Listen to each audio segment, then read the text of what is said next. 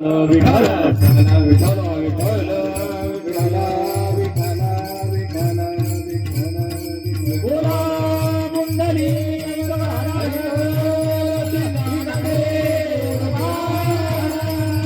हरी राम भगवान की जय महाराज श्रीमंत तुकोबा महाराज की जय हरिवते हर महादेव छत्रपती शिवाजी महाराज की जय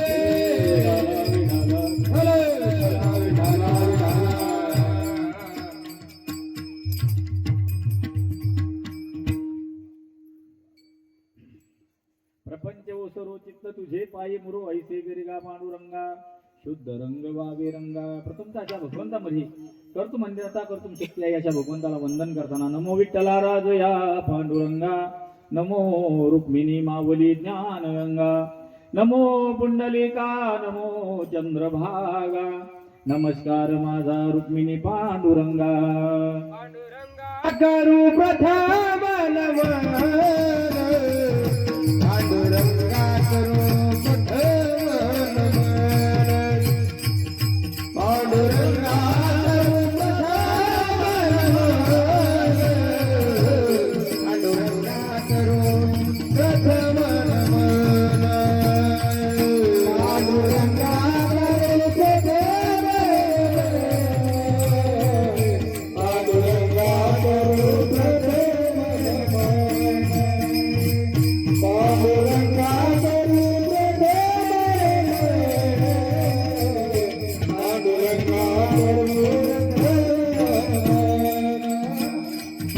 दुसरे चरण संतातिया, दुसरे चरण संतातिया, दुसरे चरण संतातिया. त्यांचा कृपादाने कथेचा विचार, त्यांचा कृपादाने कथेचा विचार, त्यांच्या कृपादाने कथेचा विचार. आवाजे गुरुदास तुका,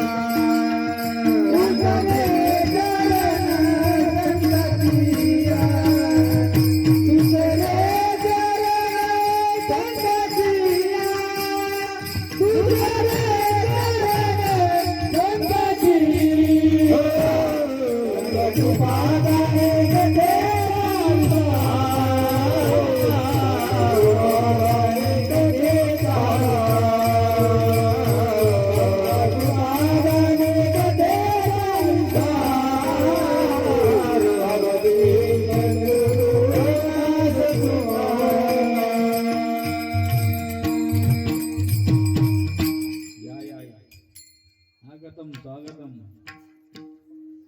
सुस्वागतम.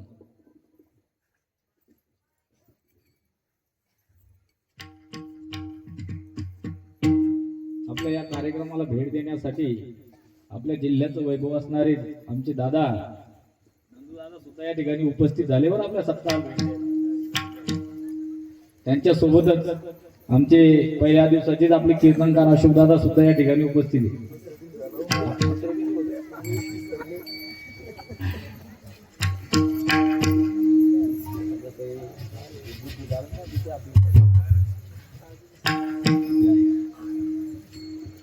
पांडुरंगा, करू प्रथम नमन दुसरे चरण संताजी, त्यांच्या कृपादाने कधीचा विस्तारू बाबाजी सद्गुरु दास तुका. जयांचे केल्या स्मरण होय सकळ विद्येचे अधिकरण, ते जीवन दुसरे चरण श्री गुरूंचे. हे नमस्कारून आता किंवा जोडून या कर चरणी ठेवी तो माता, परिसावी विनंती माझी पंढरीनाथा. मस्तक हे पायावरी या वारकरी संतांच्या, नमो जन्मभूमी जिथे जन्मलो मी, नमो कर्मभूमी जिथे वाढलो मी, नमो राष्ट्रभूमी जिच्या सर्व कामी, जिजो देह माझा प्रभू प्रार्थितो मी. नमो सद्गुरु तुकया ज्ञान दीपा, नमो सद्गुरु सच्चिदानंद रूपा, नमो सद्गुरु भक्त कल्याण मूर्ती, नमो सद्गुरु भास्करा पूर्ण कीर्ती, अलंकापुरे रम्य सिंहासनस्थं पदांबुज तेजस्फुरतिं प्रदेशं वेदेन्द्रादिदेवे सदा स्तूयमानं समाधिस्थ मूर्तिं भजे ज्ञानदेवम्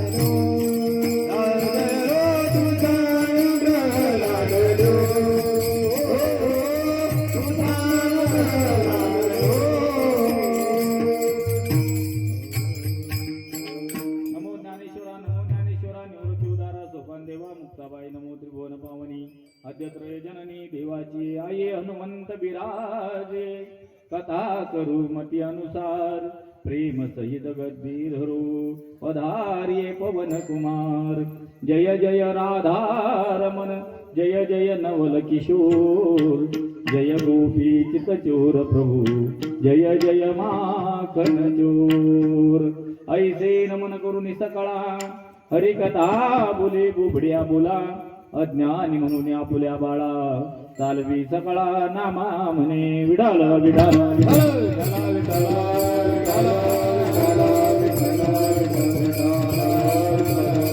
प्रपंच ओसरो चित्त तुझे पायी मुरो ऐसे करिगा पांडुरंगा शुद्ध रंग वावे रंगा प्राप्त प्रसंगी देवसंतांच्या दरबारामध्ये भक्तिमती माता तसे संत सज्जन यांच्या चिंतनरूपी सेवेसाठी जो अभंग निवडला वैराग्याचे महावीर जगद्गुरु या तुकाराम महाराज यांचा 4 चरणाचा मागणीवर प्रकरणातील भगवंताकडे काय मागावं असा माहिती देणारा अभंग आपल्या सर्वांच्या सेवेसाठी निवडला आहे विडाल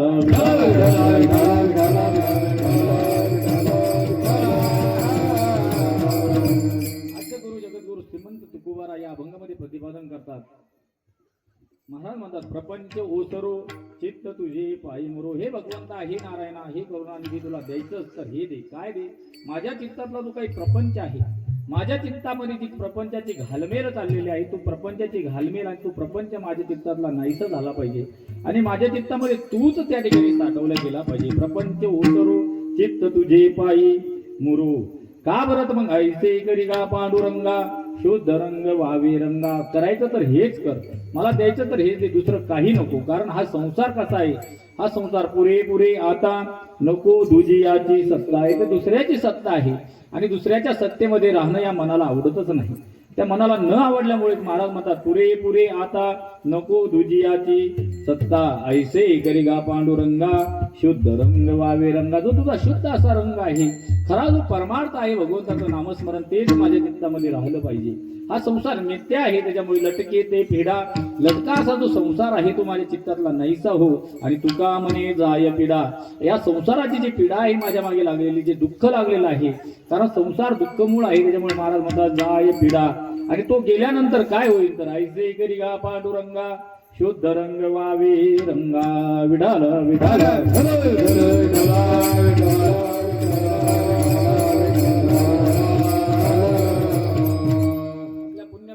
नगरीमध्ये चालू असलेला भव्य दिव्य रामनवमी उत्सव अशा या सुंदर पर्व काळावरती चालू असलेल्या अखंड हरिनाम सप्ताह सोहळ्यामध्ये आज उपांत्य कीर्तन म्हणजेच जागराची सेवा माझ्या वाट्याला आली. माझं पामर आहे काय थोरपण पायीची वाहन पायी बरी.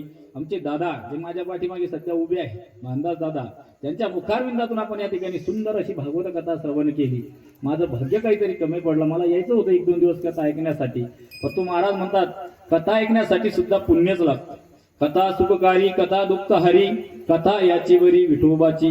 परंतु ती कथा ऐकण्यासाठी जसं महाराज म्हणतात कोण पुण्य यांचा होईन सेवक जेही द्वंद्वाधिक दुराविले. कारण वेगवेगळ्या कामासाठी वेगवेगळं पुण्य लागतं. तुम्हाला हे समजणार नाही. जसं वेगवेगळ्या रोगासाठी वेगवेगळा डॉक्टर असतो. दाताचा डॉक्टर वेगळा, कानाचा डॉक्टर वेगळा, नाकाचा डॉक्टर वेगळा, हृदयाचा वेगळा, हाताचा वेगळा, पायाचा वेगळा. तर आपण पाहिलं असेल अनेक डॉक्टर आपल्याला बाजारात दिसतात. तसे महाराज म्हणतात तसं वेगवेगळं पुण्य आहे. ज्या पुण्याईने आपल्याला श्रीमंती मिळते त्या पुण्याईनं भगवंत भेटेल हे सांगता येत नाही. महाराज म्हणतात ते पुण्य वेगळं आहे. म्हणून तर महाराज या ठिकाणी म्हणतात कोण पुण्य यांचा होईन सेवक. कोणाचं संतांचा सेवक होण्यासाठी कोणतं पुण्य लागतं ते वेगळं असं पुण्य आहे. कथा ऐकण्यासाठी लागणारं पुण्य सुद्धा वेगळं आहे. महाराज म्हणतात बहुत सुकृताची जोडी म्हणून विठ्ठली आवडी. सुकृत नाम पुण्य जोपर्यंत आपल्या पदरामध्ये राहत नाही तोपर्यंत आपण भगवंताच्या भक्ती मार्गाला आपण लागत नाही. आज माझं मत भाग्य म्हणावं लागेल की आज तुमच्यासारखे थोर मोठे सुद्धा या ठिकाणी येऊन बसले. आमचे बाबा आले, त्यानंतर दादा सुद्धा आले, नंदू दादा. एवढा कामाचा व्याप असताना सुद्धा वेळात वेळ काढून असे आपल्याला जसे पंतप्रधान लाभले धार्मिक वृत्तीचे तसे आपल्या मतदारसंघाला लाभलेले आमचे नंदू दादा, की ज्यांचे स्वतः तुम्ही पाहिला असेल गणेश मंदिरावर सुद्धा प्रतिवर्षी कार्यक्रम असतो. यावर्षी आपल्या षष्टीमध्ये आपण अटकल्यामुळे त्यांच्या गणपती उत्सवाला आम्ही जाऊ शकलो नाही. बरं दादा येऊ शकलो नाही. आम्ही या पैठणला होतो या वेळेला. प्रतिवर्षी त्यांच्या उत्सवामध्ये आपली हजेरी असते. सुंदर कार्यक्रमाचं नियोजन करतात त्यांनी. म्हणजे अनेक वेळेला अनेक कीर्तन सुद्धा ठेवली. त्यांच्या वाढदिवसाला सुद्धा कीर्तन, लोक केक कापतात, नाना प्रकारचे डीजे लावतात, पण त्यांनी कीर्तन ठेवलं चिखलीला पुरुषोत्तम पाटलाचं. असे धार्मिक वृत्तीचे ते सुद्धा आपल्याला या ठिकाणी लाभलेले आहेत. तसेच आमचे अशोक महाराज पाहिलं तर त्यांचा पिंड दादा सोबत हिंडण्याचा आहे नंदू दादा सोबत, तरी सुद्धा ते इकडे आमच्या पार्टीत आले. म्हणजे आमच्या संघटनेत येऊन सुद्धा कीर्तन शिकले आणि कीर्तन सुद्धा करायला लागले. त्यांचं कीर्तन सुद्धा तुम्ही ऐकलं असं भाग्य. आणि मागे सुद्धा माझ्या उभे राहिलेले एक एकाहून बळी रे. आपल्याला सध्या 2 भाऊ कुठं सापडतात माहितीये का? एका टेबलावर सापडतील 2 पेले घेऊन, पण इथं जे मागे उभे राहिलेले 2 जोड्या आहे मागे, हे सुद्धा दोघं भाऊ आहेत. हे आणि शिवाजी दादा आणि भांडत दादा सुद्धा भाऊच आहे. असे आपलं सप्ताहाचं महत् भाग्य म्हणावं लागेल. आणि तुम्ही म्हणता तुमचे भाऊ कसे काय? अरे भाऊ होण्यासाठी समजा रक्ताचं नातं असावं लागत नाही.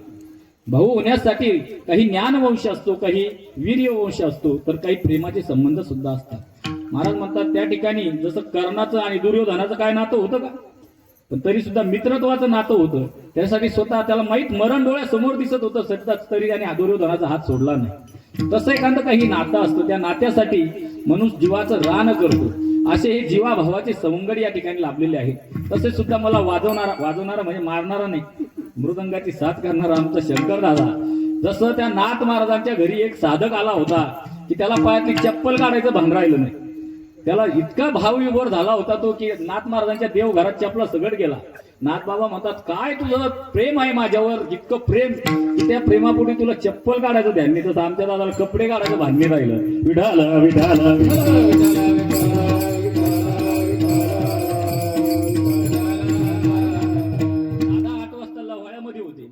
कधी कोलाऱ्याला जायचं आणि कधी 8:30 वाजता कपडे घालून इथे यायचं. म्हटलं तरी कपड्याचं काही घेणं नाही, तुम्ही इथं येणं महत्वाचं आहे. आपल्याला कपड्याचं नाही, आजचा विषय तोच आहे, वरचा रंग पाहिजे नाही.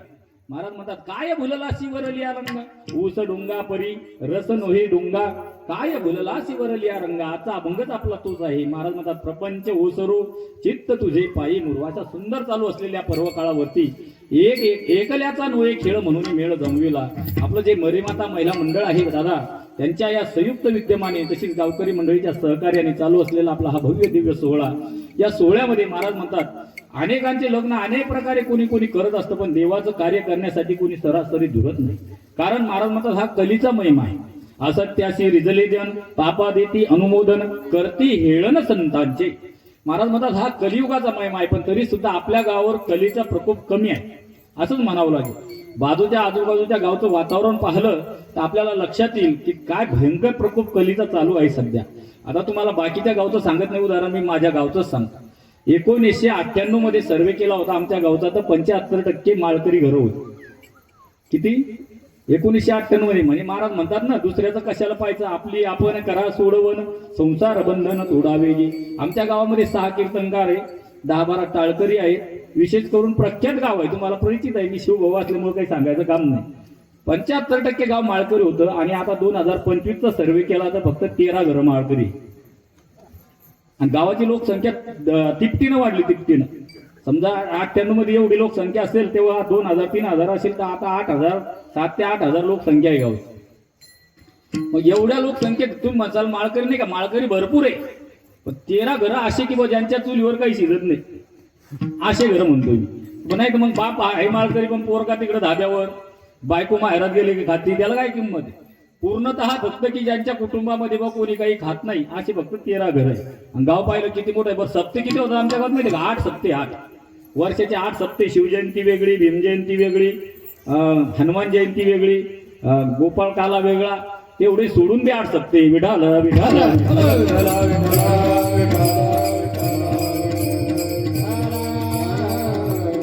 माणसं काय झालं माहितीये का? फक्त प्रवृत्तीनं सुधारली, पण निवृत्ती काही गेली नाही. माणसाला असं वाटतं जिदार बम उदर हम, म्हणजे आंब्या खालच्या पंक्तीला बी हजर आणि भांडाऱ्याला बी हजर. गावात भांडाऱ्याला बी आपण वर्गणी द्यायची, भांडाऱ्यात यायचं, मस्त जेवायचं, खायचं, सगळं करायचं. आणि आंब्या खाली पंगत असली, सैलानी बाबा जवळ म्हणून सांगतो, म्हणजे कंदुरीवर बी जेवायला आपण हजर असलं पाहिजे, सोडायची नाही. जसे कोरोना काळामध्ये बऱ्याच लोकांनी माळी काढल्या. लोक काय म्हणतात, महाराज लोकांनी माळी काढल्या. आम्हाला लोक टोमणे मारतात. मी होत असतो, अरे येडे आहे का तुम्ही आषाढी वारीला जाता. आषाढी वारीला गेल्यानंतर आपल्या शेजारी एक चांगल्या ढवळ्या कपड्यावाला येऊन बसतो, त्याच्या गळ्यात टपुऱ्या माळा असतात, आणि आपली थैली घेऊन पळून जातो. आपण म्हणतो महाराजांना थैली पळून नेली. महाराजांना नेली का थैली पळून? अहो, त्या चोरानं महाराजाचे कपडे घातले होते. त्यानेच काय केलं होतं, फक्त वेश परिधारण केला होता. त्याने काय केलं, चोराने फक्त ढवळे कपडे घातले, माळा घातल्या, आणि आपलं लक्ष विचलित केलं, आणि आपल्या जवळची थैली पसार घेऊन फरार झाला. तसे ज्यांनी माळा काढला कोरोनात, ते महाराज नव्हतेच, फक्त त्यांनी सोंग केलेलं होतं महाराजपणाचं. जे महाराज होते ते कधी माळा काढतच नसतात, आणि जे माळा काढतात ते महाराज नसतातच. विठाल विठाल.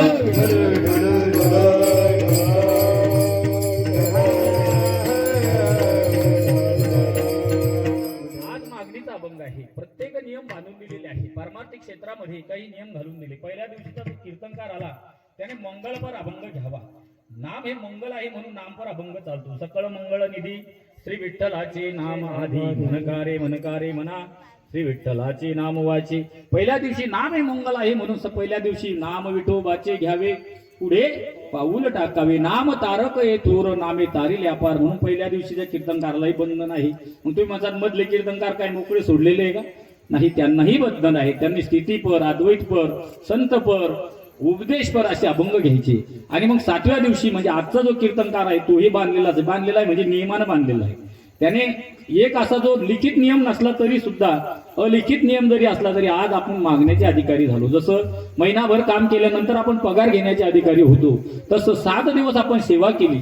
उद्या भगवंत आपल्याला प्रसाद देणार आहे. भानुदास गीती गात प्रसाद देतो पंढरीनाथ. मग भानदास महाराज म्हणजे संतांच्या हातातून आपल्याला प्रसाद भेटणार आहे. भगवंत स्वतः उद्या प्रसाद आपल्याला वाटणार आहे. पण तो प्रसाद आपल्याला काय घ्यायचा? लाह्या पोळ्याचा प्रसाद घेतला म्हणजे आपण सुखी होणार आहोत का? नाही. मग तो प्रसाद आपल्याला काय मागायचा आहे उद्या भगवंताकडे, त्याचा माहिती देणाराच हा अभंग आहे. विठाल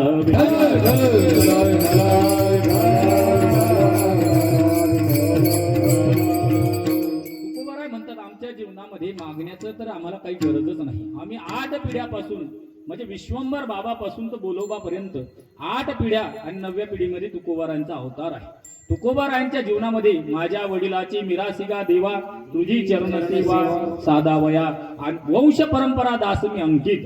तुकोबाराय म्हणतात, मी काय आजकालचा तुझा दास आहे का? वंश परंपरा दास म्हणजे वंश म्हणजे मग वीर्यवंशच का?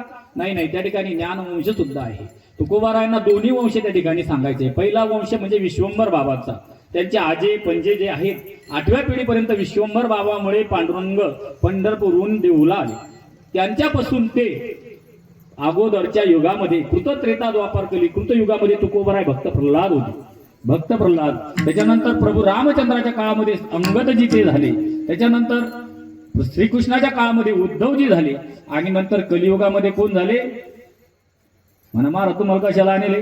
नामदेव महाराज झाले. विठाल विठाल.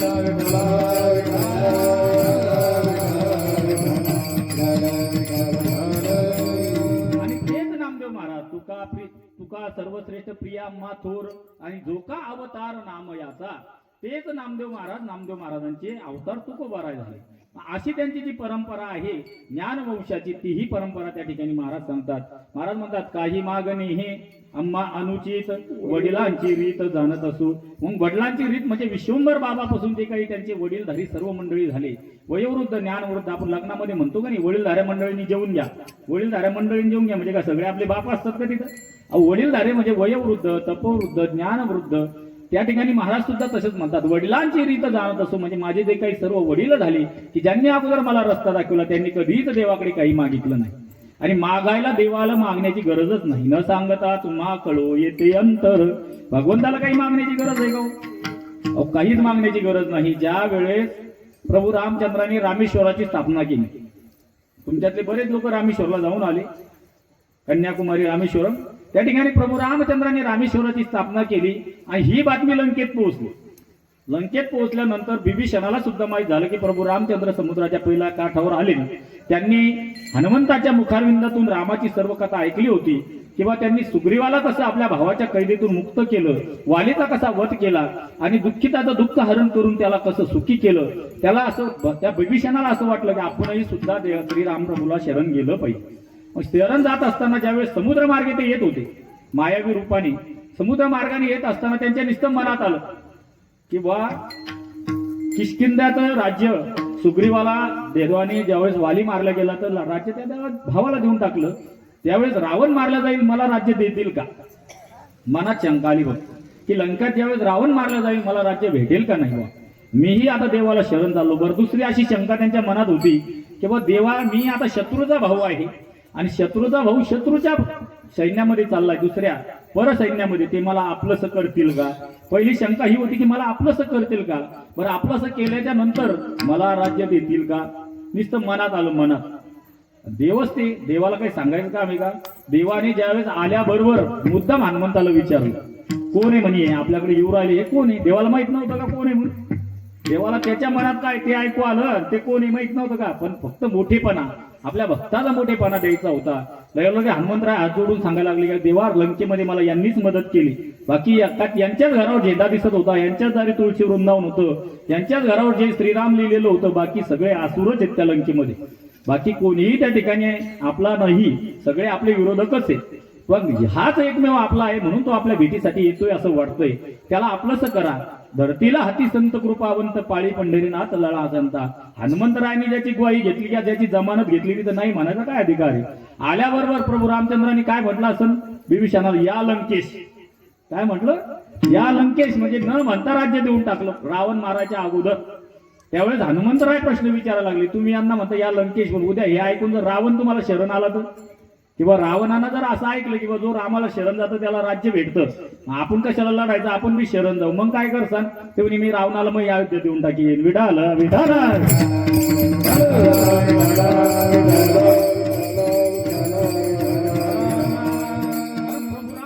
देव म्हणजे फार उदार आहे. देण्यासाठी तो उदार आहे. तुझे अवदार्य जाणो स्वतंत्र देतान म्हणसी पात्रा पात्र कैवल्य ऐशे पवित्र वैर्य आदी दिले. महाराज म्हणतात वैर्याला सुद्धा कैवल्य नावाचा मोक्ष दिला.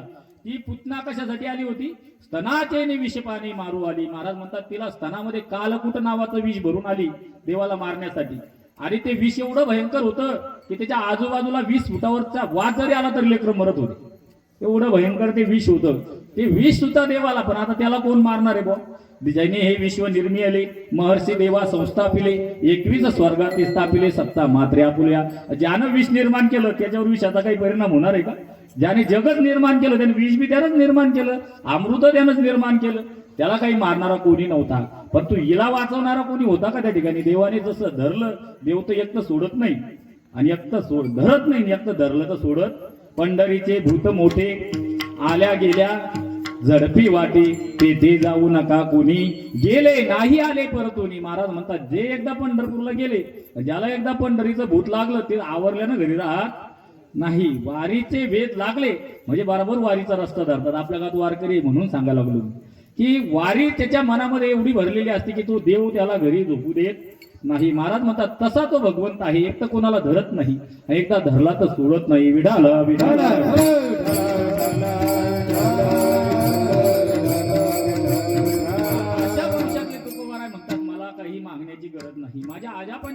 मागितलं नाही.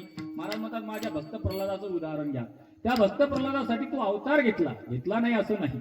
भस्तंभी अवतार केला, नुसता आवाज दिला तू, पण आवाज दिल्याबरोबर तू आला बघ. कैवारे तू तारणहार आहेस. आवाज दिल्याबरोबर होतो, होय भक्ती केला तैसा तू तसा आहे. पण तू काय केलं, आल्याबरोबर तू त्याच्या गादीवर बसला, मग त्याला मांडीवर घेतलं. म्हणजे खरं पाहिलं तर राज्य कोणाचं होतं म्हणजे त्याच्या बापाचं होतं, भक्त प्रल्हादाच्या. कोणाचं होतं, भक्त प्रल्हादाच्या वडिलांचं ते राज्य होतं, हिरण्यकश्यपूचं. तू बसला म्हणजे असं कसं उदार आहे म्हणजे तू कोवर आहे त्यांना बोलायला लागले. बरं, हे भक्तीचं भांडण असतं, प्रेमामध्ये एकमेकाला भांडण असतं. अरे बा तू असं कसं काय तुझं, तू पहिले त्या गादीवर बसला. अरे म्हणे तुम्हाला माहित आहे का म्हणे महाराज, ती गादी अपवित्र झाली होती. अनेक राक्षसांनी त्या गादीवर राज्य केलं होतं. हिरण्याक्ष, हिरण्यकश्यपू आदी करून त्यांचे सर्व काही होते, त्याच्यामुळे ते सिंहासन अपवित्र झालं होतं. जसं परीक्षित राजाने, तुम्ही भागवतामध्ये ऐकलं, जरासंधाचा मुकुट घातला तर काय झालं, तुम्ही ऐकलं ना भागवत, आहे ना घरी, विडाला विडाला विडाला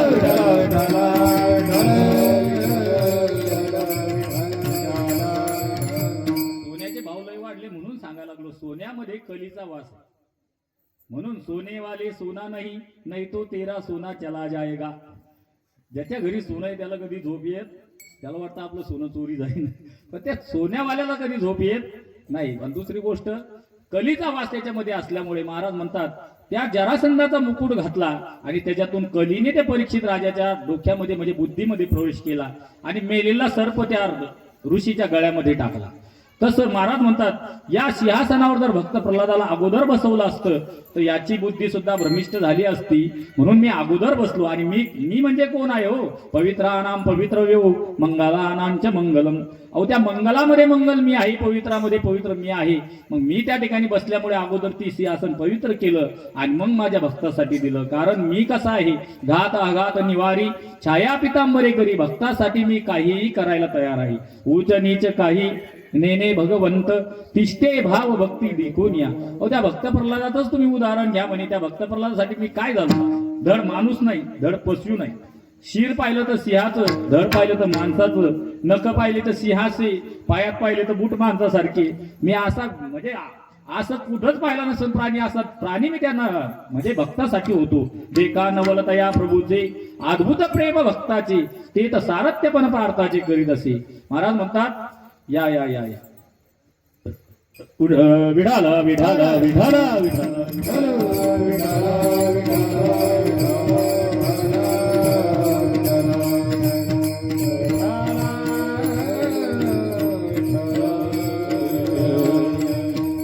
देखा नवलतया प्रभूचे. त्या अर्जुनाच्या घोडे धुण्याचं देवाला काही गरज होती का? देव स्वतः हा राजा होता, द्वारकेचा राजा होता. मग राजाला काही घोडे धुण्याची गरज नाही. त्यांचे घोडे धुण्यासाठी अनेक लोक होते, परंतु ते प्रेम आहे भक्तासाठी. होय भक्ती केला सहसा. महाराज म्हणतात त्या ठिकाणी तसे तुकोबार आहे. त्या भक्त प्रल्हादाचं उदाहरण सांगितलं. अहो त्या भक्त प्रल्हादाला देव म्हणायला लागले माग. भक्त प्रल्हादाला काय म्हणे, भक्त प्रल्हादा काहीतरी मागा, मी तुमच्यासाठी आलोय. आता तिथे राजा द्यायला आल्यानंतर एकाला राजा प्रसन्न झाला. राजानं घोडे गिडे हत्ती थांबवले आणि एक जण झाडाखाली बसलेला होता, त्याला म्हणे मागा काहीतरी, मला तुमची दया आली, तुमचे कपडे पाहून उन्हातानाचे तुम्ही बसलेले पाहून काहीतरी मागा. तो काय म्हटला असं तो मागणारा म्हणतो महाराज माझ्या तमाकू पण तवाचा चुनाच नाही म्हणते, चुना असेल तर द्या. म्हणजे ते कळलं बी पाहिजे आपल्याला कोणाला काय मागायचं. त्या ठिकाणी मागायला समोर राजा आलाय देण्यासाठी आणि हा त्याला काय मागतो, चुना. दुसरा एक असाच आंधळा होता, आंधळा. त्या आंधळ्यालाही राजा असा देव प्रसन्न झाला. देव आंधळ्याला सूरदास म्हणतात त्याला. आंधळ्याला आंधळ म्हणलं तर राग येतो बापा, म्हणून सूरदास म्हणावला. त्यांना देव प्रसन्न झाला आणि त्याला देवाला मागायला लागले. देव म्हणाले की काय पाहिजे ते माग. त्यावेळेस तो आंधळ काय म्हटला असं, माझ्या नाताच्या डोक्यावर सोन्याचं छत्र मला पाहू दे. एका मागणीत किती मागण्या मागितल्या. अहो त्या आंधळ्याचं पहिले लग्न करावं लागेल, आंधळ्याला डोळे द्यावं लागेल. लग्न झालं म्हणजे पहिला पोरगाच द्यावं लागेल. पहिला पोरगा केला म्हणजे त्याला बी राजा करावं लागेल. पोराला राजाला पोरगा केल्यावर त्याला परत पोरगं द्यावं लागेल, पोराचं बी लग्न करून द्यावं लागेल. एवढं करून मग नाताला राज्यावर बसवावं लागेल आणि त्यालाही डबल त्याचं लग्न व्हावं लागेल. तेव्हा त्याच्या डोक्यावर सिंहासनावर सोन्याचं छत्र पाहायला भेटल. एका मागणीत अशी अनेक मागणी मागणारे काही काही असतात. तसे हे बी भक्त प्रल्हाद होते. भक्त प्रल्हाद काय सामान्य होते का हो, ज्याच्यासाठी देवाला अवतार घ्यावा लागला. भक्त प्रल्हादाला देव म्हणतात मागा काहीतरी मागा. भक्त प्रल्हाद म्हणतात देवा मला काहीच नको, तू माझ्यासाठी आला हेच लय मोठं आहे.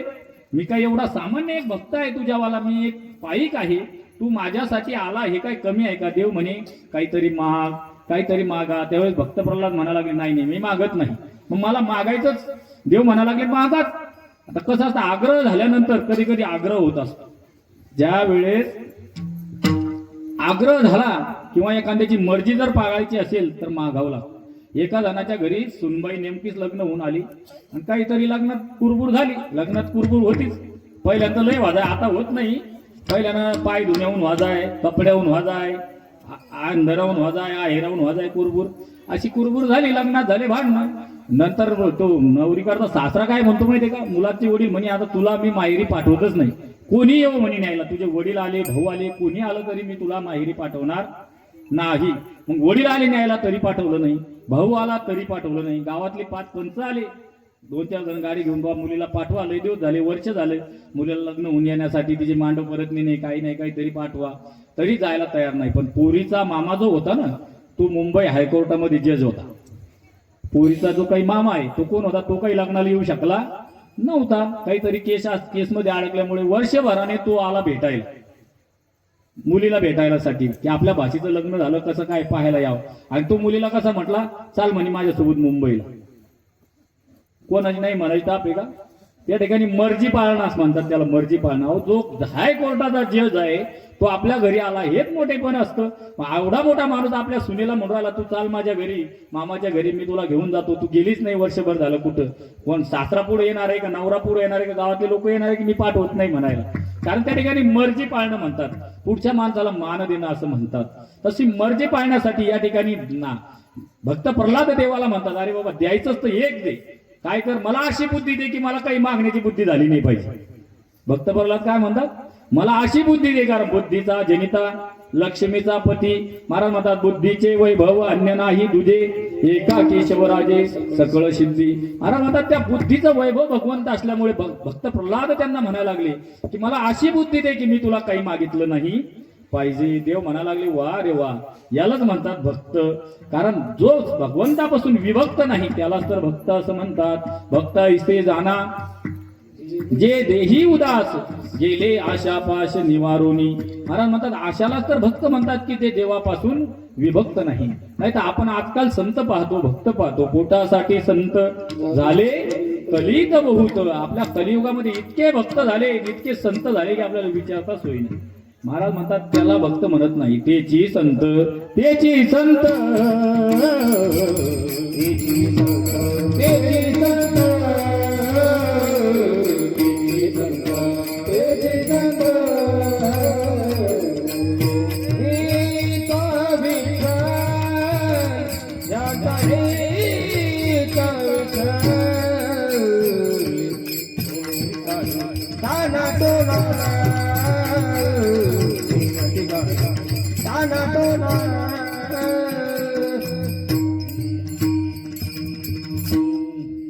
तेची संत, तेची संत ज्यांचा हेत विठ्ठली, नेनती काही ताना टोना नाम स्मरणा वाचोनी.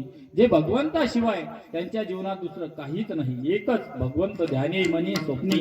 भगवंताशिवाय दुसरं काही त्यांना आवडत नाही. भक्त प्रल्हाद सुद्धा तसंच म्हणायला लागले, हे देवा, हे नारायणा, तुला द्यायचंच तर हे दे की माझ्या जीवनातून तू कधीच झाला नाही पाहिजे, नाहीसा झाला नाही पाहिजे. हेचे दान देगा देवा तुझा विसरण व्हावा. अरे काय करशील, गुण गाईन आवडी, हेची माझी सर्व जोडी. हे भगवंता मी तुझं गुणगान गाईन, परंतु माझा त्याच्या बदल्यामध्ये महाराज म्हणतात तुला द्यायचंच तर तू हे दे. भक्त प्रल्हाद त्या ठिकाणी ते म्हणायला लागले.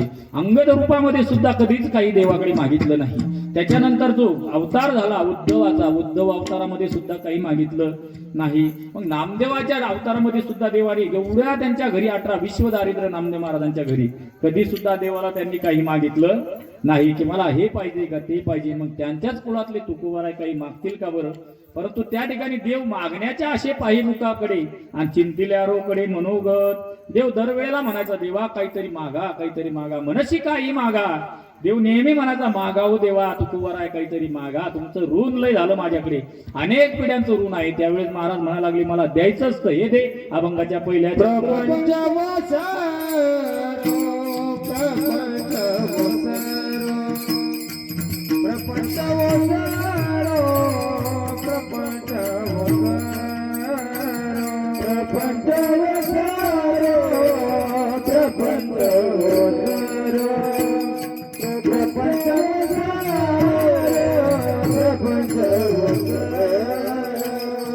प्रपंच ओसारो प्रपंच ओसारो प्रपंच ओसारो प्रपंच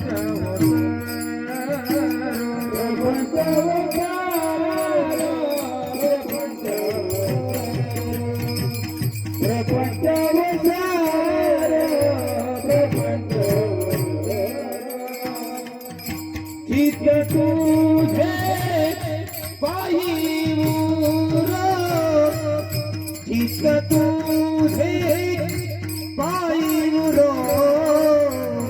ऐसे करी पांडुरंगा ऐसे करी पांडुरंगा चित्त तुझे पाहिलो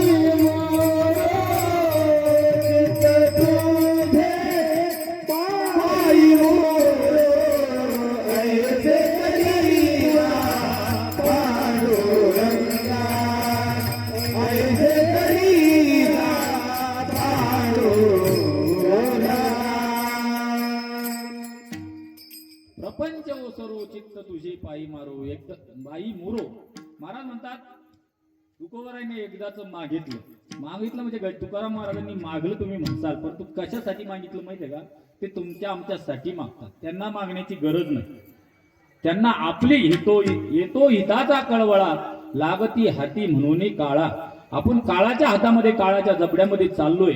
घडी घडी काळ वाट याची पाही अजून किती आहे अवकाश. आपलं लक्ष नाही. पाहतो उंदीर घेऊन जाई बोका तैसा काळ लोकांनी तसे. महाराज म्हणतात आपल्या शेजारचे चालले आजा मेला पंजा मेला बाप मसना गेला देखत देखत ना तू पण तू ही तैसा झाला रब का अजब तडाखा बे तू क्या जाने लडका बे. महाराज म्हणतात एक पाहत असा एकाची दहने आणि सावध त्या गुन्हेगारीनं होती. आपण फक्त दहन पाहायला चालू वाटी लावायला चालू पण त्यातून आपण काही शिकवण घेत नाही. महाराज म्हणतात आपण फक्त स्मशानामध्ये वैराग्य येतं आपल्याला. आपण स्मशानात वैरागी होतो. बाबा तू गेला वा कसं आहे जातेस बा. आपण स्मशानापुरतं बोलतो. स्मशानातून बाहेर आले म्हणतो नारोबा दे रे चुना दे रे बिडी दे रे काढीन तू इले काशीन तू सून तशीन. झालं आपलं स्मशानातून घरी येताना गप्पा चालू. आपल्याला स्मशानाच्या बाहेर आल्याबरोबर आपलं वैराग्य चाललं निघून जातं. महाराज म्हणतात तसं नाही. जे स्मशानात वैराग्य ते कायम टिकलं पाहिजे. महाराज म्हणतात येथे नाही उलो आले अवतार येरते पामर जीव किती. महाराज देवाधिक आले रामकृष्ण आले गेले त्यांनाही जावं लागलं ना आपल्यालाही जावं लागणार आहे. आपण काही अमर नाही कारण हा मृत्यू लोक आहे. उपजे ते नासे ते पुनरपी दिसे हे घटिका यंत्र जैसे परिभ्रमेगा. काही वेळेला मर्जी राखून मागावं लागतं तर काही वेळेला गरजेसाठी मागावं लागतं. जसं आपली गरज आहे त्यांची गरज नाही साधू संतांची. महाराज म्हणतात ज्ञानदेवा चित्ती हरिपाठ नेमा मागली या जन्मा मुक्त झालो. हरिपाठामध्ये माऊली म्हणतात मी मागच्या जन्मात मुक्त झालो. ज्ञानदेवा चित्ती हरिपाठ नेमा कोणासाठी? तुमच्या आमच्यासाठी. नित्य नेम नामे ते प्राणी दुर्लभ लक्ष्मी वल्लभ तयाजवळ. याच्यासाठी महाराज म्हणतात ज्ञानदेवा चित्ती हरिपाठ नेमा. महाराज म्हणतात तुम्ही नेमाने जर हरिपाठ घेतला तर मुक्ती तुमच्या मागे लागणार आहे. देवाची द्वारी उभा क्षण भरी तेने मुक्तीच्या हरी साधी येल्या. पण तुम्ही नित्य नेमाने करत नाही. आपलं कसं आहे आला चेवत केला महादेव. अंगाला आला ताप तर देवा मी तू हा बाप आणि अंगात गेला ताप तर मी तू ह्या बापाचा बाप. त्या श्रावण महिन्यामध्ये म्हणा का गणपती उत्सवात नवरात्रात आपल्याला असं वाटतं त्या देवीला उचलून घरी नेऊ का काय. तुमच्या गावात देवी म्हणून देवीचं सांगतो. नवरात्रात 9 दिवसात 9 साड्या काय 9 प्रकारच्या बांगड्या काय तिचा थाट काय. महाराज म्हणतात आल्या 5 रंगाच्या 5 गवळणी 5 रंगाचा शृंगार करुणी. आपला त्यावेळेला एवढा शृंगार एवढं नाट माट थाटणं चालू राहायचं आणि बाकीचे दिवस काय देवी सुट्टीवर आहे का? मंदिरातली देवी कुठे गेली का? तिथं पाठी असते का? की नवरात्रापुरतीच मरीमाता मंदिरात आहे. इतर वेळेला तुम्ही कोणी मंदिरात येऊ नका. सगळ्यांनी फक्त 9 दिवसच या तसं नाही. परमार्थ हा किलोचा नाही तो थोडाच आहे. महाराज म्हणतात या 8 पहारा माझारी मोठके निमिष भरी दे तू जाय. असं म्हटलं का देवाचे द्वारी उभा 7-8 दिवस 2-4 घंटे देवाचे द्वारी उभा क्षण भरी तेने मुक्तीचारी साधी येल्या. देवाला थोडं द्या आपण रोज द्या. आपण रोज देत नाही. आपलं कसं आहे हंगामी भक्ती. हंगामात घरी राहायचं नाही. इतर वेळेला 500 बी रोज दिला तर कामाला जायचं नाही. याला म्हणायचं हंगामी काम करणारे. हंगामामध्ये सोयाबीनचा हंगाम असतो 1000-1200-1500 रोज पडतो. तर घराला कुलप लावून पाहिजे 5 वाजता तोंडात बॅटरी धरून दोन्ही हाताने सोयाबीन सोंगतो आपण हंगामात. आणि इतर वेळेला चाला ना मला औषध मारा चाला नाही आम्ही कामाला जात नसतो. याला म्हणायचं हंगामी काम करणारे. तशी आपली हंगामी भक्ती. आपण सण आला की सणापुरती भक्ती करतो, वार आला की वारापुरती भक्ती करतो. महाराज मला तसं नाही. महादेवाच्या मंदिरामध्ये तुम्ही 108 बेलपान वाहण्याची गरजच नाही. रोज एक नित्यनेमाने वाहा. नित्यनेम नामी ते प्राणी दुर्लभ लक्ष्मी वल्लभ दयाजवळी. आपण उद्या म्हणू बरं काल्याच्या कीर्तनात. नित्य सत्यमित हरिपाठ ज्यासी आणि कैकाळ त्यासी न पाही दृष्टी. महाराज म्हणतात त्याला कैकाळ दृष्टीने पाहत नाही की जो नित्यनेमाने देवाची आराधना करतो. जो नित्यनेमाने देवाची आराधना करतो ते कैकाळ त्याच्याकडे वाकडी नजर करूनही पाहत नाही. का? कारण मागे पुढे उभा राहे सांभाळीत आली आघात निवारा. या महाराज म्हणतात योगक्षेमम वाम्यम. भगवंत त्याच्या पाठीमागे उभा राहत असतो. घात आघात निवारी. मी पहिले प्रमाण सांगून गेलो. तसं महाराज तुकोबारा या ठिकाणी म्हणतात महाराज तुमच्या आमच्यासाठी मागतात. द्यायचं तर हे ते माझ्या चित्तातला प्रपंच नाही साकर. प्रपंच म्हणजे शब्द स्पर्श रूप रस गंध या पंच विषयाने आपण बाधित झालेलो आहे. कोणाला खायलाच आवडतं तर कोणाला प्यायला आवडतं, कोणाला पाहायला आवडतं. आपण म्हणतो का उठल्या पडल्या इकडे जातात, कोणी चेन्नईला जातं, कोणी काश्मीरला जातं, कोणी कलकत्त्याला जातं, कोणी हरिद्वारला जातं, कोणी का बरं जातं कारण त्याला पाहायला आवडतं. वेगवेगळं कारण शब्द स्पर्श रूप रस गंध. काहीला नुसतं वास घ्यायला आवडतं ते वेगवेगळ्या प्रकारचे परफ्यूम मारतं अंगावर. आपलं डोकं दुखतं. आपण म्हणतो अरे बाबा काय मारून आला तू अंगावर एवढं 4-5 प्रकारचा वास येऊ लागतो अंगाचा. कारण त्याला त्या छंद असतो. या पंच विषयामध्ये माणूस अडकलेला आहे. शब्द स्पर्श रूप रस गंध. आता मी एवढं तुम्हाला सगळं सांगत नाही कारण सध्या प्रकरण चालूच आहे. खराब प्रकरण पाहून घ्या तुम्ही युट्यूबवर. ज्याला पाहायचं ते चांगले त्याच्यामध्ये अडकतात. येडका मदन मदन तू केवळ पंचानन. धडक मारली शंकरा केला ब्रह्म्याचा मातेरा. इंद्र चंद्राची दरारा लाविला जिने तो केवळ पंचानन. महाराज म्हणतात नारद होता. नारद म्हणजे काय सामान्य आहे का? भक्तामध्ये अग्रगण्य नाव नारदाचं आहे की जो रात्रंदिवस देवाचं नामस्मरण करतो. जो ब्रह्मदेवाचा पुत्र आहे आणि भक्ता देवाचा निस्सीम भक्त आहे. परंतु त्याला सुद्धा या मायेनं पछाडलं. त्यालाही असं वाटलं एक दिवस देवाला म्हणे मला माझं लग्न करून द्या म्हणे. देव म्हणे अरे आज कसं काय तुमच्या डोक्यात आलं, तुम्ही तर बाल ब्रह्मचारी. ते म्हणे नाही माझं लग्न करून द्या म्हणे. तुम्हाला एवढ्या 16,108 बायका आहे, एखादी बायको मला देऊन टाका म्हणे. अरे देव म्हणे येड्यावानी करू नको, मी करून पस्तावलो. ज्याचं लग्न होईल त्याला विचार. शादी ऐसा लड्डू है जो खाए वो पछताए, जो ना खाए वो भी पछताए. म्हणून महाराज म्हणतात ज्याचं लग्न होईल त्याला विचार म्हणे तू कशाला भानगडीत पडतो. नाही मला लग्न करायचं. तो देव म्हणे एक काम कर, ज्या घरी मी नसेल तिथून तू घेऊन जाय माझी बायको. आता देव कुठं नाही. पहा पगडारू देखे अनेरा देखे तू सब वहीने घेरा. विठ्ठल जळी स्थळी भरला. विठ्ठल जळी स्थळी भरला. रिता धावला रे उरला. रिता धावला रे उरला. आज दृष्टीने पाहिला विठ्ठल ते विठ्ठल ते विठ्ठल. विठ्ठल जळी स्थळी भरला. रिता धावला ही उरला. आदिना दृष्टीने पाहिला विठ्ठलाची विठ्ठल. भरला. रिता धावला ही उरला. आदिना दृष्टीने पाहिला विठ्ठलाची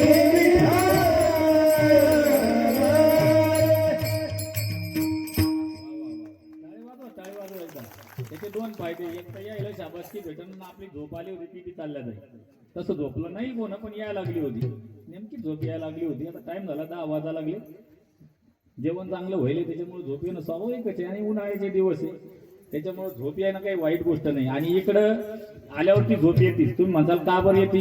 प्रमाण आहे त्याचं. नामा म्हणे देवा चला तया ठाया आणि विश्रांती घ्यावया कल्पावरी. काही लोक म्हणतात महाराज हे प्रमाण तुमच्या संताचं आहे बहुती तर विश्रांती घ्या वाटते आम्हाला. म्हटलं घेतलीच पाहिजे. पण निध्यांच्या घरी झोपलेले त्याच्यापेक्षा इथं येऊन झोपणारे कधी चांगले. महाराज म्हणतात ना दगडापेक्षा ईट मग जे घरी झोपले त्याच्यापेक्षा इथं झोपणारे कितीतरी पटीनं चांगलेच म्हणावं लागेल. विठाला विठाला.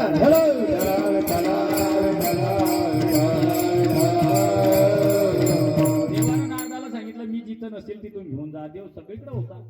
नारद एक एक घर हिंडले, शेवटी रुक्मिणीच्या दारात आले. रुक्मिणीजवळ काही देव उभे नव्हते. रुक्मिणी माता आई साहेब तुळशीला पाणी घालत होत्या.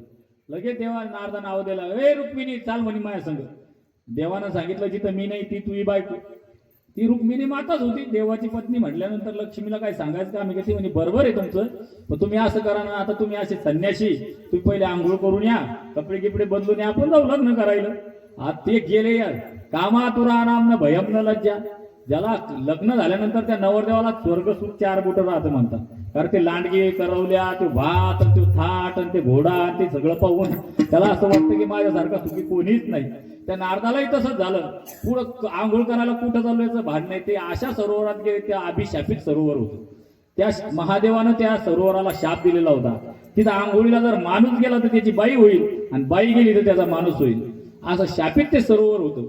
त्या सरोवरात नारद आंघोळीला गेले. नारदाची नारद की तो होई नारदी ऐशी नवबदगाजी, तिची झाली नारदी. बाहेर आल्यानंतर स्वरूप सुंदर नारदी झाल्यानंतर तिथून एक भिल्लांचा राजा चालला होता. गेला घेऊन दिले. पूर्वीच्या काळी 7-8 बायका करायची पद्धतच होती. त्याने घरी गेला आणि त्याला 60 पोरं झाली. 60 किती? 60 पोरं झाली नारदाला. महाराज म्हणतात 60 पोरं झाली नारदाशी. अशी नौबत नुसतं त्याच्या मनात लग्न करण्याची इच्छा झाली. आपल्या मनात काय काय इच्छा येतात आता मी काही इथं सांगत नाही, कारण आपली घड्याळ पळायला लागली. आपल्याकडे थोडेच 2-4 मिनिटं राहिले. विठाला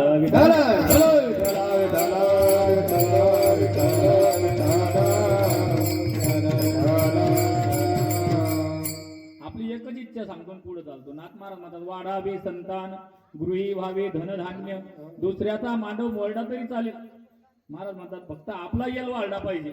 दुसऱ्याची दाढी म्हणजे माढी जळली तर चालेल, फक्त आपली बिडीच भेटली पाहिजे. आपल्या अशा इच्छा असतात. महाराज म्हणतात तशा इच्छा न बाळगता पारमार्थिक इच्छा बाळगा. तुमच्या मनातले जे काही काम क्रोधाधिक विकार आहे ते नाहीसे करा. तुका म्हणे देह भरेला विठ्ठले, काम क्रोधे केले घर रीते. ज्या दिवशी घर रिकामं झालं त्या ठिकाणी देव येऊन राहतो. आणि देव आल्यानंतर काय होतं? महाराज म्हणतात देव हे मंदिर, त्याचा आत्मा हा ईश्वर. ईश्वर रूप आपलं शरीर होऊन जातं. महाराज म्हणतात प्रपंच ओसरो चित्त तुझे पायी मुरू. चित्त एकदा का त्याच्या पायावर मुरलं की महाराज म्हणतात आपल्याला कुठे जाण्याची गरज नाही. पण ते चित्त म्हणजे मन एवढं चंचल आहे, ते सर्वत्र जातं पण देवाकडे येत नाही. तो म्हणताल कसं? त्यासाठी एक उदाहरण सांगतो. जी माशी आहे की माशी, धरणातली माशी नाही, उडणारी माशी. मावशी बसा तुम्ही आता जरशा थोडंसं राहिलं 5-10 मिनिटं आपलं, कारण तुम्ही उभे राहिले सगळे तुमच्याकडे पाया लागले आणि मला पैसे देऊन आणले ना, फुकट पैसे जातील तुमचे. विठाला विठाला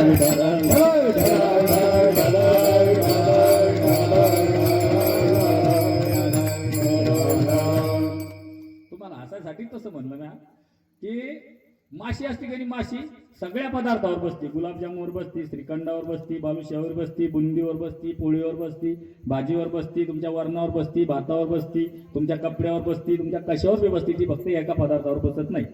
ती म्हणजे चुलीतल्या इस्तवावर बसत नाही. त्याला कोळसा म्हणतात. चुलीतला जो इस्तू आहे गणी त्याच्यावर बसत नाही. तुम्ही म्हणता काऊन बसत नाही? त्याच्यावर बसलं की सावरण माती संगत आहे तिची. विस्तवावर जर माशी बसली तर वापस येईल का? वापस येणारच नाही ना. तिची सावरण माती तिथंच होऊन जाईल. म्हणून ती इस्तवावर कधी बसत नाही. तसं हे मन आहे. त्या मनाला मन सगळीकडे जातं. मन तुमचं कुठेही जाईल. तुमचं मन तिकडं नाशिकला जाईल, मुंबईला जाईल, हरिद्वारला जाईल, दिल्लीला जाईल, गोव्याला जाईल, कुठेही हिंडन. इथं बसल्या बसल्या घरच्या कुलपाला झटके मारून लावलं का नाही गाणू, लावलं का नाही गाणू, मी आले कीर्तन आलं, कडी लावली का नाही गाणू, दुलडी झाकली का नाही गाणू, भांडे घासायचे राहिले महाराज का वाटप तो काढणू. तुमचं मन कुठेही जाईल. त्याचा मन जसं आता घरी गेलो होतं सध्या तुम्ही म्हणल्याबरोबर की मी आलो पण मी कपाट लावलं का नाही गाणू, पेटा काढून आणला. माझी बायको जरा अशीच येडी आहे, ती डबल लावती का नाही गाणू. मन कुठं जाईल काही सांगता येतं का? मन फार चंचल आहे. तर पण ते देवाकडे येत नाही. का येत नाही त्याला माहिती. एकदा का देवाकडे गेलं त्याची सरली एरधार झाला सफल व्यापार. महाराज म्हणतात एकदा का मन तिथं आलं आता कोठे धावे मन, आता कोठे धावे मन, आता कोठे धावे मन, आता कोठे धावे मन. तुझे चरणात देखलिया, तुझे चरणात देखलिया, वाजलीला चिन गेला, वाजलीला चिन गेला.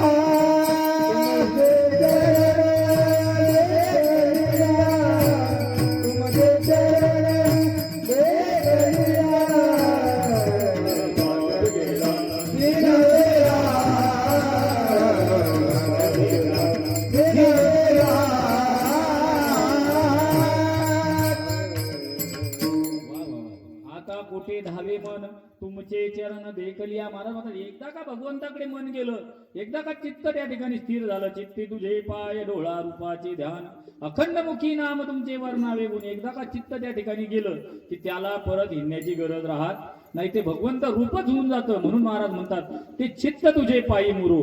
आणि द्यायचं तर हेच दे अभंगाच्या द्वितीयच्या नाम. ऐसे करीगा पांडुरंगा, ऐसे करीगा पांडुरंगा, ऐसे करीगा पांडुरंगा,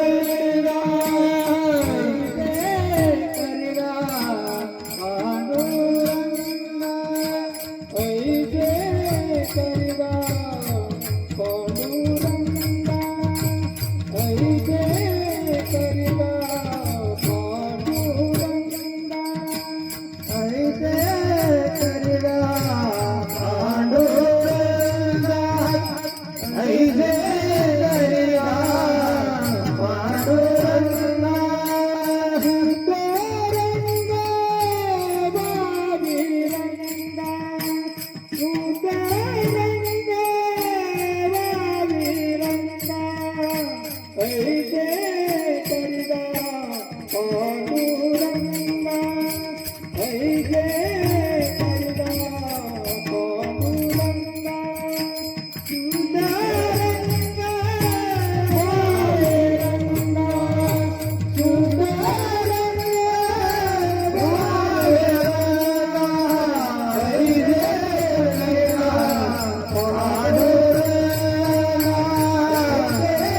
करीगा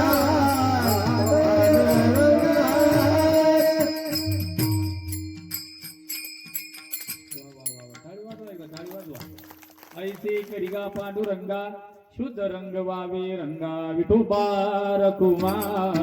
विठोबार कुमार, विठोबार कुमार, विठोबार कुमार,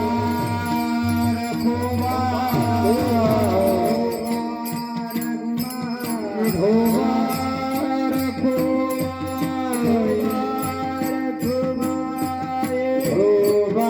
कुमार, विठोबार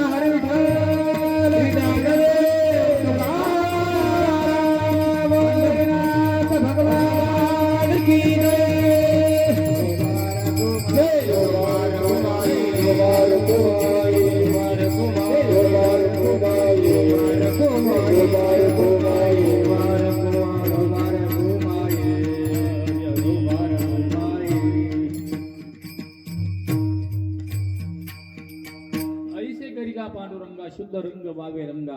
विठोबारुक मैचं भजन याच्यासाठी घेतलं पहिलं कारण गुरुनाम गुरु जोग महाराजांनी काही नियम घालून दिले. पूर्वीच्या काळी कीर्तनाला काही मर्यादा नव्हती. 2 तास 4 तास ज्याला वाटलं त्यानं उठून जायचं, ज्याला ज्याची झोप झाली त्यानं कीर्तनाला यायचं. परंतु महाराजांनी 1917 मध्ये काही नियम घालून दिले. त्या नियमाला अनुसरून आज तुम्ही महाराष्ट्रात कुठेही जा, महाराष्ट्राच्या बाहेरही जा, कीर्तन चालू झालं म्हणजे तुम्हाला सुंदर ते ध्यानच अभंग ऐकू येईल. आणि महाराज आले म्हणजे ते रूप पाहता लोचनीच म्हणतील. मध्यंतरी विठोबा रुक्माईचं भजन आणि शेवटी ज्ञानदेव तुकाराम असे त्यांनी काही नियम घालून दिले. त्या नियमाला अनुसरून विठोबा रुक्माईचं भजन. दुसरं कारण असं आहे, खरं भजनच कीर्तनच भगवंताचं नामस्मरण आहे. मी जे कंबर बांधून गप्पा मारतो याला कीर्तन म्हणत नाही. तुम्ही माणसानं फाट्यावून आलात काय? मी फाट्यावूनच आलो पण दारू पिऊन नाही आलो. हा, तुम्हाला असं वाटायचं की जसं फाट्यावून आला का काय महाराज? मी फाट्यावूनच आलो तर मी काही तिकडे जात नाही. आपला तो धर्मच नाही. त्या याला कीर्तन म्हणत नाही, याचं नाव आहे व्याख्यान. पण याच्यामध्ये त्याचे गुणगान गायल्या जातात म्हणून याला कीर्तन म्हणायचं. महाराज म्हणतात खरं कीर्तन कोणतं आहे? नाम संकीर्तन साधन पै सोपे जळतील पापे जन्मांतरीचे, किंवा नाम संकीर्तन वैष्णवाची जोडी पापे अनंत कोटी गेले त्यांची. भगवंताचं नामस्मरण करणं हेच खरं कीर्तन आहे. आणि तिसरं कारण असं आहे की ऐकणाऱ्याच्या जीवात जीव येतो. तिथं वर भजन झालं की ऐकणाऱ्याला वाटतं झालं बापा एकदाच, महाराजांनी कवाची बन लावली होती. आपलं उलट आहे बरं, पण आत्ताचे अर्ध कीर्तन झालं, अजून अर्ध राहिलं. विठाला विठाला विठाला विठाला विठाला विठाला विठाला विठाला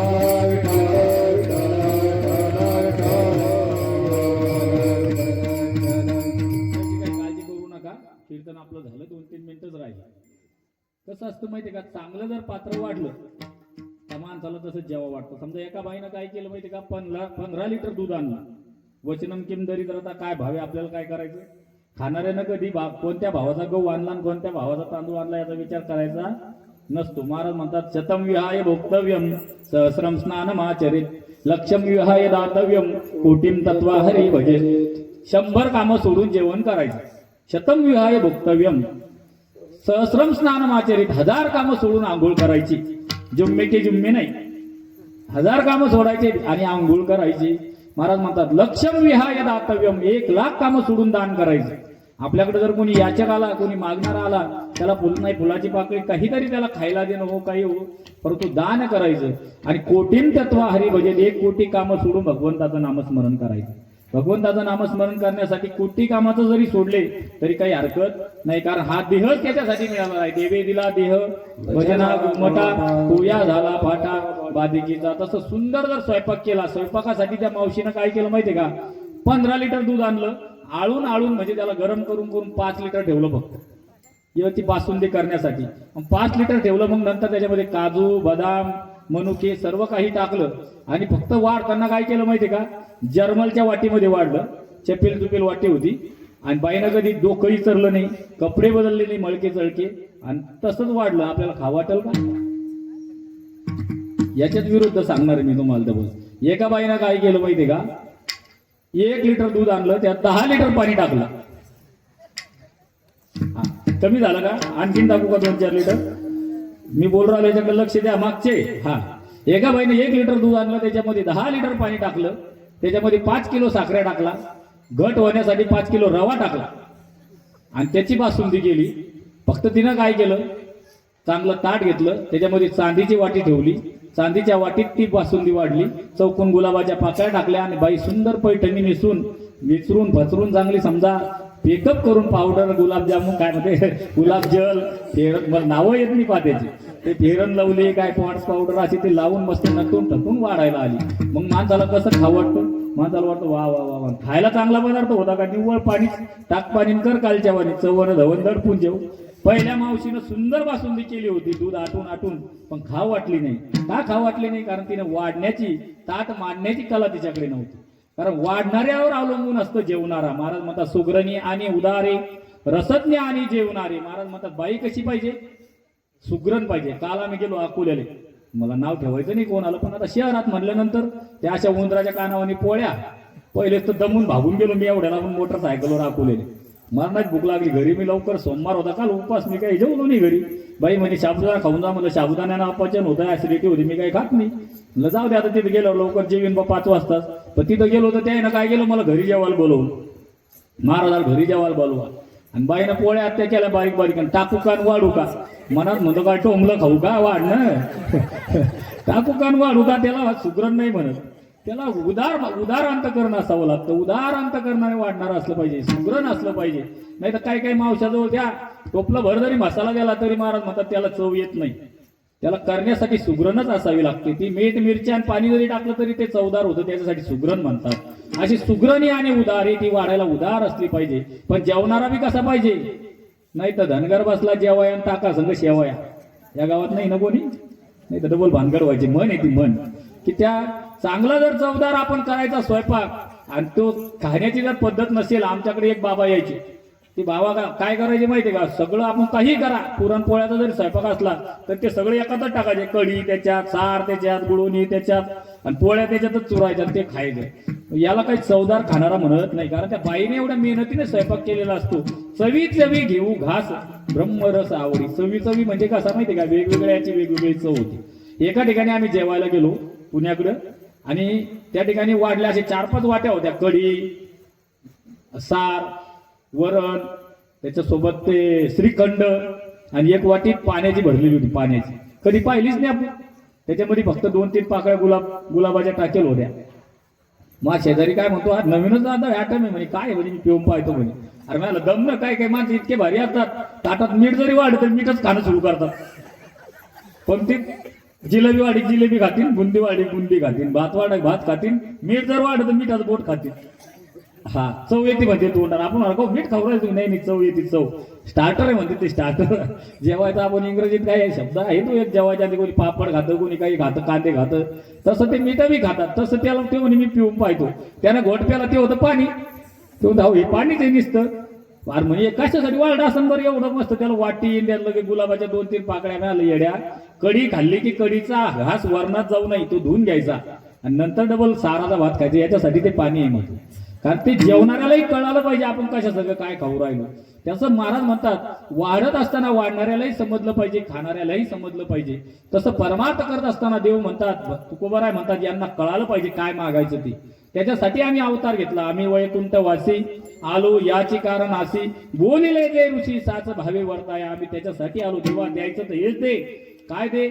ऐसे देगा पांडुरंगा शुद्ध रंग वावे रंगा. तू देशील, तुलाही चमत्कारी. कारण चतुरा तो शिरोमणी गुण लावण्याची खाणी, मुकुट सकळा मणी धन्य तुझी विठोबारी. तुलाही हुशार आहे, तू आम्हाला काय करशील, कशात तरी गुंतून टाकशील. त्या ध्रुवबाळाला काय केलं, त्या ठिकाणी वर नेऊन ठेवलं म्हणे, डबल खाली याचं कामच ठेवलं नाही. आडळपत देऊन टाकलं म्हणे ध्रुवबाळाला. त्या उपमान्यानं तुला 1 वाटी दूध मागितलं, त्याला 1 वाटी दूध द्यायचं सोडून दिलं म्हणे, त्याला शिराचा सागरच देऊन टाकला. मग त्यानं काय त्यात व्हायचं का, आंघोळ करायची. आम्हाला तसं काही देऊ नको. घेईन मी जन्म यादसाठी देवा, तुझी चरण सेवा साधावया. किंवा तुका म्हणे गर्भवासी सुखे घालावे अम्माशी. आम्ही परत परत जन्म घेऊ कशासाठी, गुण गाई नावडी हेची माझी सर्व जोडी. मला शुद्ध असं जे काही ज्ञान आहे ते ज्ञान मला दे. तू विसंगतामध्ये मला घालू नको, विसंगतीमध्ये मला घालू नको. मला तू संतांची संगत दे. संत संगतीमध्ये काय होतं, मी भगवंताचे गुणगान गाईन. मला करायचं असलं तुझे दारीचा कुत्रा नको कुलू दातारा. मला करायचं असलं तर संतांच्या दारचा कुत्रा कर, त्याच्या नालीतला किडा कर, पण मला संतांच्याच घरी जन्माला घाल. मी तिथे भगवंताचं नामस्मरण करीन. तू या संसारातल्या गोष्टीमध्ये मला बोलू नको. अभंगाच्या तृतीय चरणात पुरे पुरे आता, पुरे पुरे आता, पुरे पुरे आता, पुरे पुरे पुरे पुरे आता, पुरे पुरे पुरे पुरे आता, पुरे पुरे आता, पुरे पुरे आता, पुरे पुरे आता, पुरे पुरे आता, पुरे पुरे आता, पुरे पुरे आता, पुरे पुरे आता, पुरे पुरे आता, पुरे आता. नको तुझी याची कथा, नको तुझी याची कथा. करीला पांडुरंगा, करीला पांडुरंगा. नको तुझी याची कथा, नको तुझी याची कथा. करीला पांडुरंगा,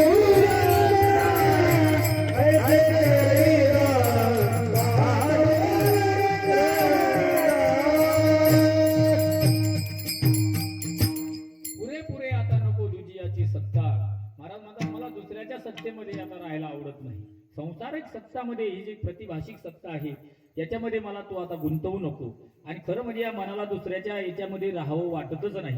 आता तुम्ही पाहत असेल, जिकडे तिकडे पहिले एकत्र कुटुंब पद्धती होती, पण आता एकत्र कोणाला राहावं वाटत नाही. का बरं? कारण दुसऱ्याच्या आधिपत्याखाली आपल्याला राहावं वाटत नाही. दुसऱ्याच्या दबावाखाली म्हणा का दुसऱ्याच्या नियंत्रणाखाली आपल्याला राहू वाटत नाही. आपल्याला असं वाटतं मी माझा स्वतंत्र असलो पाहिजे. महाराज म्हणतात तसंच मला स्वतंत्रच ठेवायचंय, पण मला या संसारामध्ये जे काही काम क्रोधाधिक विकार आहेत याच्यामध्ये तू अडकवू नको, कारण हा संसार लटका आहे, मिथ्या आहे, फलकट हा संसार. येथे सार भगवंत सार सार सार विठोबा, नाम तुझे सार म्हणून शिवळपाणी जपे वारंवार. महाराज म्हणतात भगवान शंकर सुद्धा तुझं नामस्मरण करतात. बाकीचा हा संसार मिथ्या आहे, फलकट आहे. अभंगाच्या शेवटच्या लटके ते खेळा, लटके ते खेळा, लटके ते खेळा, लटके ते खेळा,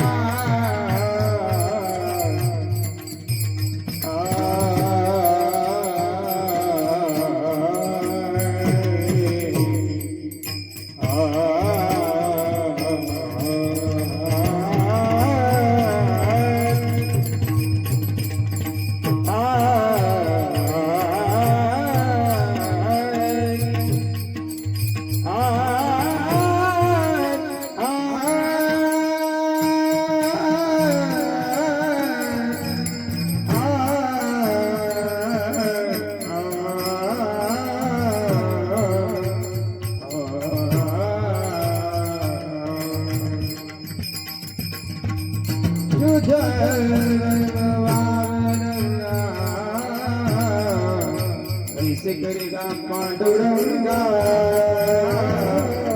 कैसे करेगा पांडुरंगा, कैसे करेगा पांडुरंगा, कैसे करेगा पांडुरंगा.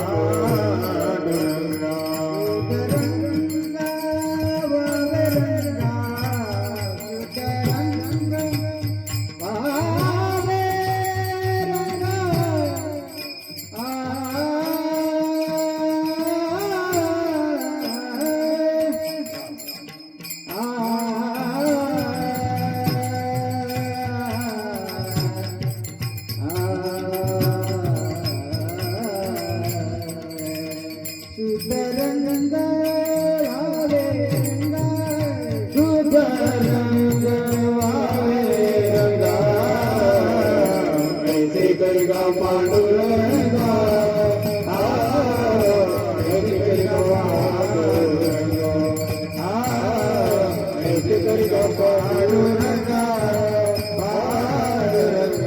रंगा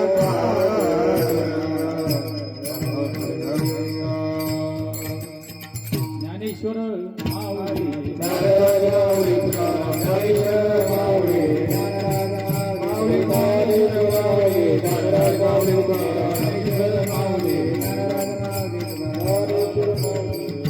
पुनरपि मरणं पुनरपि जननी जठरे शयनं या संसारे पार उतारे खल दुस्तारे भज गोविंदम भज गोविंदम भज गोविंदम मूढमते. महाराज म्हणतात हे जे काही किती वेळा जन्मायावे किती व्हावे फजित याच्यातून तू मला सोडव आणि मला एकच कर भगवंताचं नामस्मरण ऐसे करी गा पांडुरंगा शुद्ध रंग वावे रंगा यथामत येत अवकाश अभंगाचा भावार्थ पाहण्याचा प्रयत्न केला तू असाच असेल असा काही दुराग्रह नाही बोलिलो संतांचे उचिष्ट उत्तरे काय मी पानवरे जाणावी ते किंबहुना तुमचे केले धर्म कीर्तन सिद्धी केले ते तर माझे जुळले पायिक पण पायाच्या प्रसादे काही बोलिलो विनोदी मत क्षमा करणे संतीनो अंग भूत युक्ती करविली तैसी केली कटकट वाकडे का नीट देवदानी झालेली सेवा तुमच्या संत मापांच्या चरणारविंदी समर्पण करूया कारण प्रभू तुम्ही महिषाची मूर्ती मी दुबळा अर्चित असे भक्ती माझे बोल गंगावती स्वीकारागी तुम्ही महादेवासारखे समोर बसले कोणा जांभळ्या गेल्या नाही कोणा पाय लांबवले नाही कोणी उठून गेलो नाही म्हणून तुम्हाला सगळ्यांना धन्यवाद तसेच आमचे युट्यूब चॅनलचे आमचे दाजी सुद्धा या ठिकाणी घेऊन आले विदर्भ वारकरी सेवा नावाचं त्यांचं वारकरी चॅनल आहे विदर्भ वारकरी सेवा आपला हा कार्यक्रम उभ्या महाराष्ट्रामध्ये कुठेही पाहता येतो उभ्या महाराष्ट्रात भारतात लाईव्ह त्यांचा कार्यक्रम ते आता इथून गेले की लाईव्ह टाकतात रात्रीच्या टायमाला कारण इथं आपल्या गावामध्ये नेटवर्क फुल चालत नसल्यामुळे इथून ते लाईव्ह करणार होते पण त्यांनी लाईव्ह न करता शूटिंग घेतली परंतु आता उद्या जरी तुम्हाला पाहायचं म्हटलं हे कीर्तन तुम्ही कुठूनही पाहू शकता विदर्भ वारकरी तडका हे चॅनल घेऊन त्याला सबस्क्राईब करा अजून काय म्हणतात विदर्भ वारकरी सेवा ते आता पूर्वीचं नाव होतं बदललं देणं पण विदर्भ वारकरी सेवा की सुंदर असं चॅनल आहे त्याला तुम्ही सबस्क्राईब करून त्याचे फॉलोअर्स व्हा म्हणजे त्याच्यामुळे त्यांनाही तेवढं काय भेटायचं ते भेटत महाराज म्हणतात असं त्यांनीही आपल्याला या ठिकाणी वेळ दिला त्यांनाही धन्यवाद पाठीमागे आमचे दादा बाबा सगळे उभे राहिले एक एकाहून बळी वासुदेव महाराज असतील आमचे भांडा दादा असतील आमचा गोपाल दादा असेल आधी करून इकडून आमचे रत्न विदर्भ रत्न अशोक महाराज कीर्तनकार कीर्तन केसरी काय काय म्हणता येईल दादा माझ्याजवळ पद कमी पडायला लागले की तेही या ठिकाणी माझ्या लेकराच्या कीर्तनाला आले त्यांनाही धन्यवाद आणि विशेष म्हणजे दुग्ध शर्करा आमचे नंदू दादा सुद्धा या ठिकाणी माझ्या कीर्तनात आज पहिल्यांदाच आले तसे बरेच वेळा भेट द्यायला आले पण बंद कीर्तन होताना आज बसले ते 2 शब्द बोलणार आहे आपल्याला त्याच्याबद्दल काही शंका नाही त्यांना आपण बोलायलाच लावू त्यांचे आपल्याला 2 शब्द ऐकायचे हा नाही बोलतो तसेच आपल्या या सप्ताहामध्ये सर्वांनी महाराज म्हणतात तन मन धनाने सेवा केली म्हणूनच हा कार्यक्रम झाला मंडप जरी उभा दिसत असला तशी या मंडपाला अनेक खांब आहेत अनेक दोऱ्या आहेत तसे यांनी आमचे जे साऊंडवाले दादा आहेत त्यांनीही भरपूर प्रमाणे सहकार्य केलं परंतु आपल्या या सप्ताहामध्ये ज्यांनी ज्यांनी अन्नदान केलं असेल महाराज म्हणतात